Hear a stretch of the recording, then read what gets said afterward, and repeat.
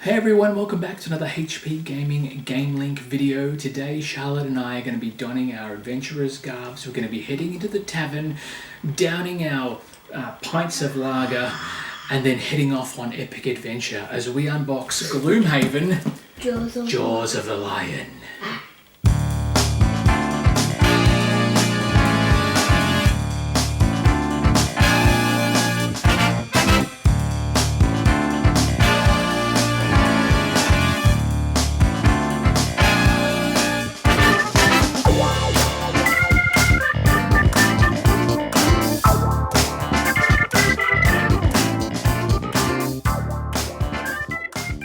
Hey folks, welcome back. My name is Matt, and as always my assistant is here. Her name is Charlie. And we are going to be unboxing something that technically is not age appropriate for her, but we're going to do it anyway because we can. A fully cooperative campaign adventure experience in a fantasy world. It is Gloomhaven's Jaws of the Lion. Now, the camera may not do it justice. This box is really heavy, and there is a ton of stuff in here. But it's secret. That is secret. We won't be able to show you. We're doing a spoiler-free unboxing. So there's bits and pieces that are inside this chest of awesome that we will not be able to show you.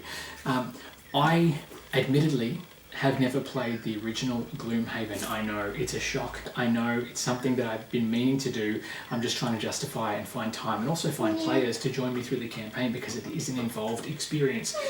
This Gloomhaven, for those of you who don't know, is Jaws of the Lion is a condensed version, like a smaller brother, smaller sibling of Gloomhaven. So while we're cheering and carrying on, Charlotte's a bit keen to get into the adventure and go hunt down some monsters, I think. So while it's a condensed experience, there's enough in this box to get you into the world of Gloomhaven, give you a taste before you tackle its bigger sibling, and I think it can be involved or expand the campaign for the base game as well, which is fantastic. So I think I know why it's called Jaws of the Lion. Why is that? Because maybe it's somebody who played the Lion King, maybe. Maybe it's got something to do with the Lion King. No, it's actually Jaws of the Lion is the name of the band of heroes that are in this box. Oh. And they're not heroes so much as they are mercenaries for hire. But you'll understand what we're talking about as we get into it. So let's have a look. I'm just going to undo the plastic. What age is this for? This is for 1 to 4 players. I think it's age 14 and up. And you need to allow about 30 minutes per player. Unlike Gloomhaven, well, you'll see when we get into the box. Let's have a look. But Charlotte, you play games that are 14 plus all the time. I don't think you're going to have anything to worry about here. So let's have a look.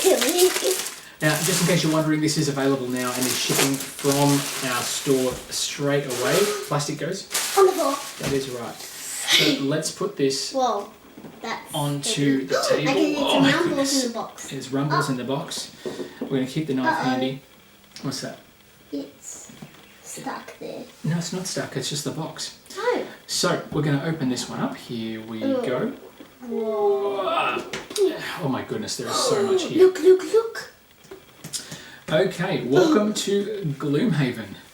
Stop, read this before you do anything else. There are more components in this game box you may be used to, and it's important to make sure they are organised and etc. So this sheet here, I did know about this, is basically an organisational tray that will help you sort out all your components. It'll talk about the very important boxes here that you are not to open. They're marked A, B, C and D, along with some of the bits and pieces as well. They look like I recognise these from Marvel Champions and the Star Wars. Correct, they do. They are like little dials that you can use for health counters and magic counters. So that's one thing you will need to do. It's got dice, trays and things for your components, which is fantastic, along with all the different standees for the miniatures, Ziploc bags to store everything. So I've always harped on about having Ziploc bags and things to put your components in, and these guys have smashed it out of the park. And I know I haven't even lifted this off, but we'll know what's going on. So let's have a look and see what's underneath, shall we? All right, calm down, Charlotte. It's going to be okay. All right, so this is a learn to play guide. So this one here will instruct you on the base rules of the game, how it all works as well. I'm going to open the first couple of pages. scenario rules, table of contents. There is a lot in this box. What you need to do for each scenario. I know, the dials are there again. Oh my goodness. It looks a lot more complex than it is, I promise. Yeah, I know, it's a big scary axe. So damage, how to kill monsters. That's one thing about this game that I have, it intrigues me, the way they put together monsters. And I don't know if we'll get into it. There's a pouch where you can actually slip in individual monster cards, and it'll give you enough space for up to 6 different monsters on the one card, so you can track individual health tokens, etc., which is fantastic. A glossary of terms that you'll need to know throughout the game in your campaigns, attack abilities, how it all works. Yep, big swords.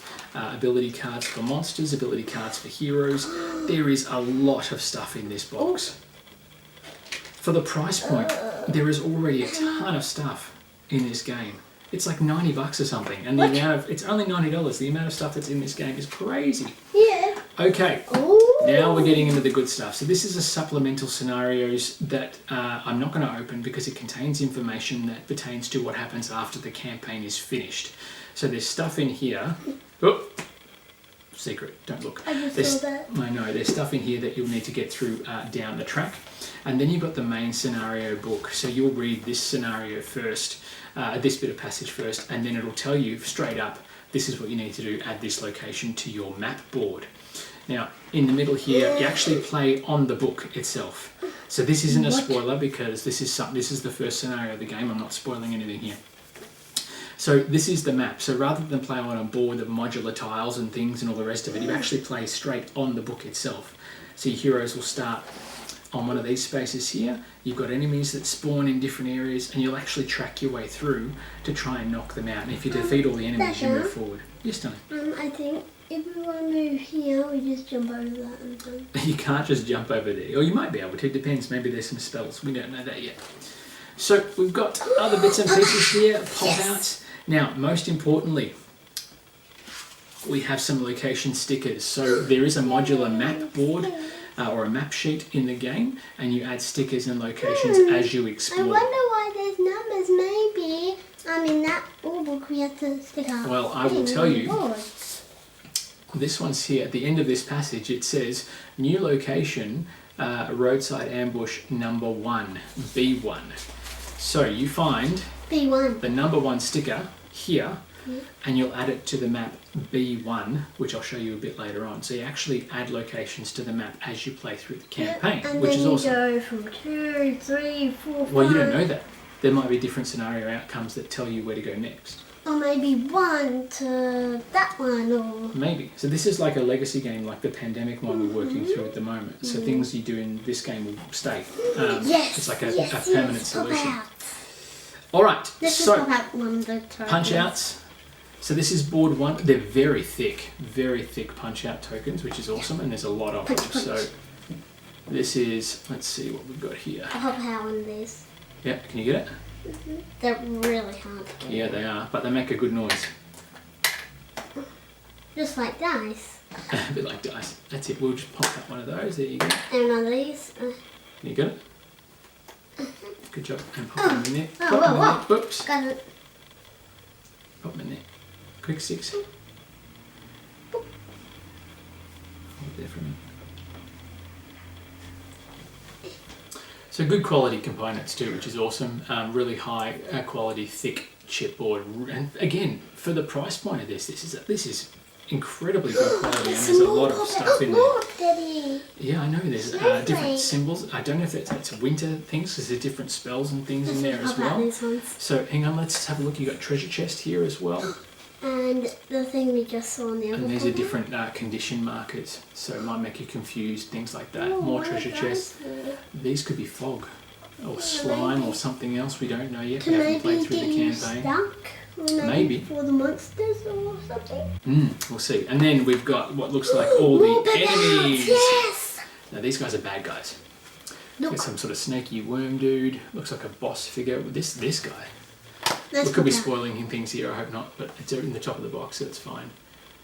The artwork is great. Love it. There's crazy rat monsters and things as well. More monsters. More tokens, more board, Look more at hero that. markers. So this one here is your different ability. So you use these for different powers and tracking your abilities throughout the course of the That game. looks like a sheep. Some sort of sheep monster, maybe an abominable snowman. And then you've got more tokens for more enemies there.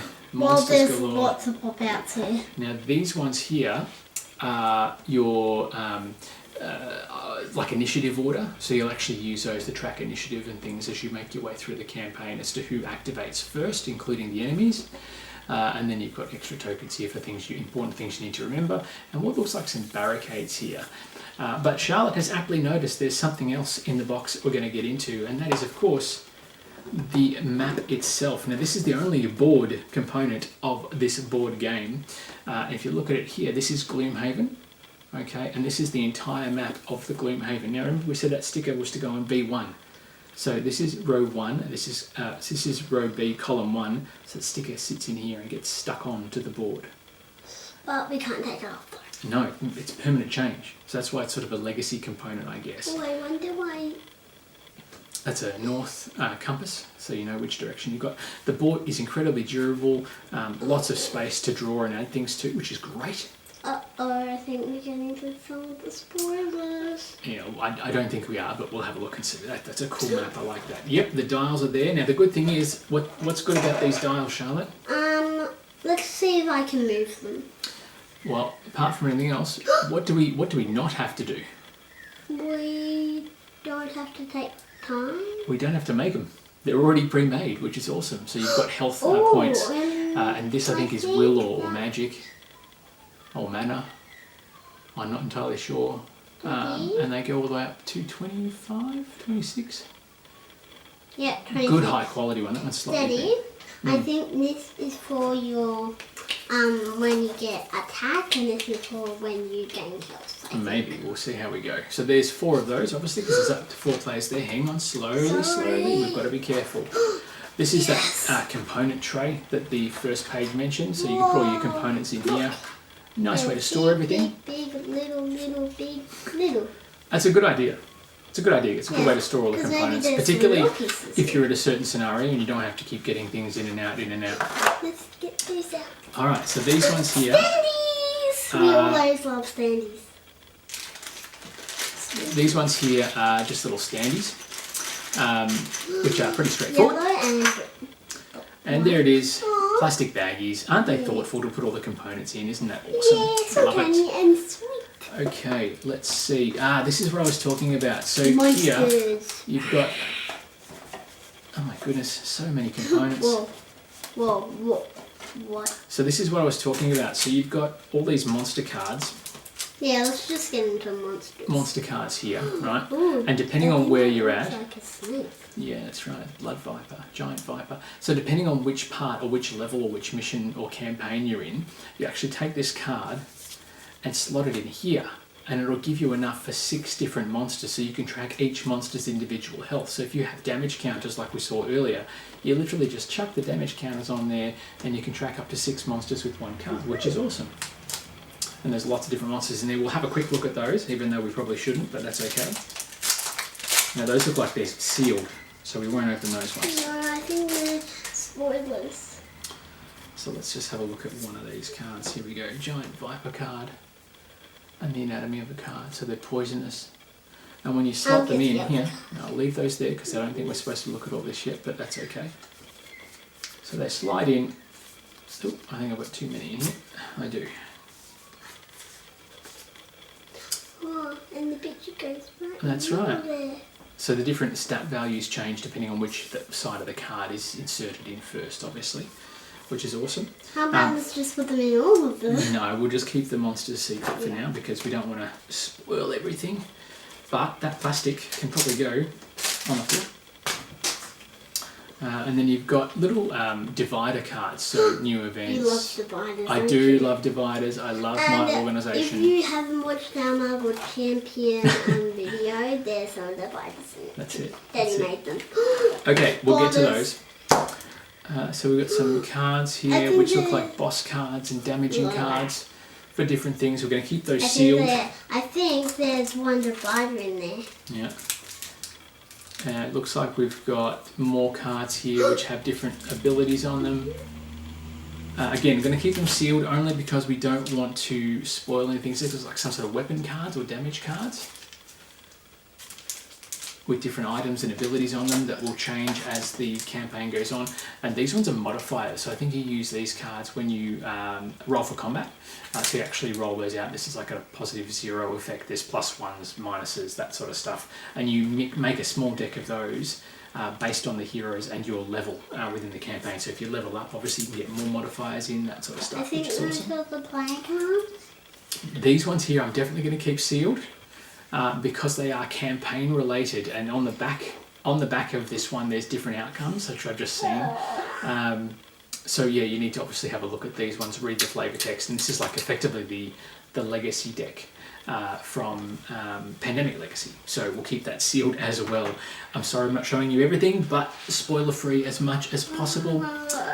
Now, before Charlotte goes to sleep, we have got some other cool stuff here. Hey, those are just like the pictures on these ones. That is correct. So what we're going to do now, let's just move this one out of the way. Yeah, because we don't want... Oh, I think those are spoilers. No, these aren't spoilers. Yay! So you get to open them straight away? We can open them. But first things first, you'll notice that there's 4 of these. Oh, I think there's something bit inside all of them. You think there is? And then inside the box here, let's... Hang on a minute. Let's just do this first. Oh, that one matches that one. That one matches that one. That one matches that one. This one matches this one. And while we're here, let's just do this first. There are sealed components. So this is A, B, C and D, and you can see they've got little seals on them. Do not open. Do not so open. Those are spoilers, which we'll keep separate. We might just pop them back in the box here. Yeah, I think these aren't spoilers. Those are not spoilers. I will go through what they are. Yeah, So the good thing about this game is that it's actually a game where you can keep track and can effectively save your progress in between scenarios rather than having to rewrite down everything else as well. Dad, yes, should we open these ones or the big ones first? You just wait and see. So each one of these larger boxes contains all the information you need for one character, and there are 4 characters in the game, so you can chop and change which character you want to play as. The beautiful thing is this here contains the miniature that corresponds with this player. I knew it. Yes, you knew it. Okay. So if we open Can we up, see the miniatures? we're going to take out the minis. Why not? Can I take one of the miniatures? Let's do it one at a time. So this one is a wizard wizard. character, obviously with the book of lore there, and the detail on the minis are awesome. Yes. She's got the nice book there. She's got a big star. Dad, I have a question. Yes. How did they make the minis? Through a very painstaking sculpting and resin pouring process, which so I think effectively they we can all do with sculpted 3D and printers. Then put something on That's top awesome. to keep. Can I open this one? Let's open that one. We'll keep the boxes there and we'll put them all aside. Let's take them all out. Quick sticks. I'm just going to get the axe one out. And this guy's got some serious Ow. bits and pieces going on there. You right? Yeah, Sickle. this one Looks like is it's got a shield. More of a warrior type dude with a flail. Here we are. I'll show you this one. That's Hatchet. Hatchet's cool. Turn around this way so we can see. Hatchet's like a ranger type dude. He's got the quiver on there, but he also throws axes and stuff around. So you know, wanna give that one a go. Now you be careful with that one because the one you've got there is a demolition expert, and she might blow up. Yeah. Really? No, I'm joking. Not really. Because she has a... Can I take her out? She's a bit stuck. She's a bit stuck. Hang on. I think she's really big. No, she's really tiny actually. She's like a little sapper. And she jumps in there and throws explosives and things around, which is awesome. She blows up and does a lot of damage. Maybe. Which one? So, we'll only look at one of these. Let's look at Hatchet because he's someone who I want to play as. So, can I open it up? Let's have a look here. Open the top of this one. It looks like a note. It's like a player envelope, isn't it? All right. So in here we have. Hang on. Don't keep spoilers. We're going to do it slowly. So in here it says things like halt, do not open, okay, because that's one of the secret things that you'll need to obviously go through. Hatchet's player deck, which has all the cards and things and abilities that he'll use. And there's a few other bits and pieces in here as well. Halt, do not open again, so that's a spoiler one. And then you've got the player board for Hatchet, which is there. So that's Hatchet. And so you've got any condition markers, health, and it looks like it's got a mana track as well. Draw card, discards, any lost cards, because as the game goes on, obviously you lose cards. A bit of backstory, which we always love. And then we've got some other packages here as well. It looks like this one, that's his modifier deck. So each character has their own modifiers. The ones we looked at before, these are monster modifiers that modify the monster attacks. And then lastly in here, we've got little Hatchet tokens. And this. And then this is the player log. So this one logs different perks, different character abilities. So as you play at the end of your session, you literally just pack all this up into this box, and then you've got it ready to go for your next session, which is just awesome. We love it.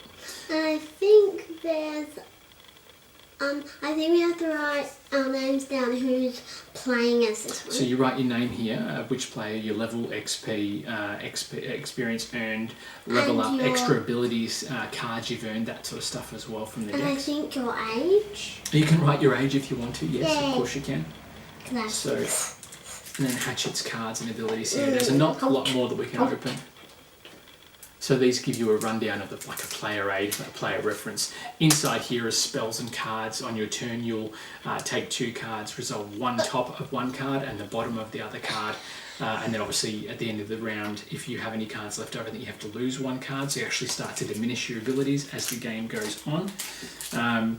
But that's pretty much all that we can show you of Gloomhaven Jaws of the Lion. There's a lot more that we obviously just don't have the time to go through. No, because my and also can't go through. But we also can't go through them because of spoilers as well. But this is one that we are looking to try and get to the table.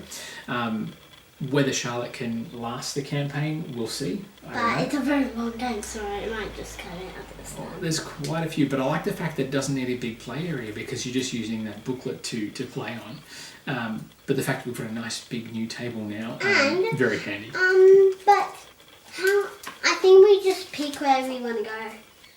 You just pick which scenario you want. You start at the end, do the last scenario, work our way backwards. Yeah.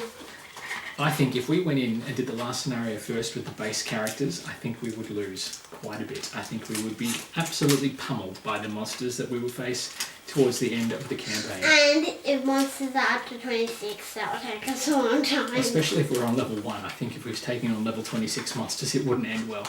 No. We are going to pack this one up, folks. We are going to get into it and give you a bit of a rundown of how it all sort of works.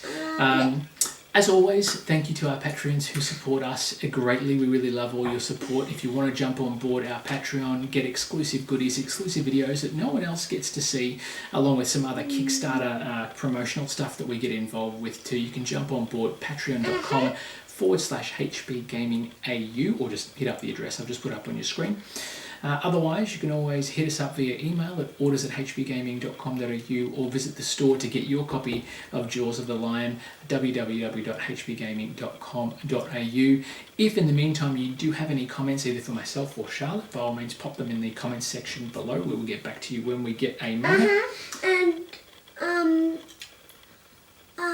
If you have... Yeah, and then will call me when I have a second. Yeah, if you have questions for Charlotte, I'll get her to answer them when she gets a moment as well. Other than that, folks, expect heaps more for us coming in the coming weeks. Lots more playthroughs and things we're bringing for you as well. Until then, we are going to get back to the table. Make sure you get to the table and play some great games. And until then, we'll see you very soon. Bye for now.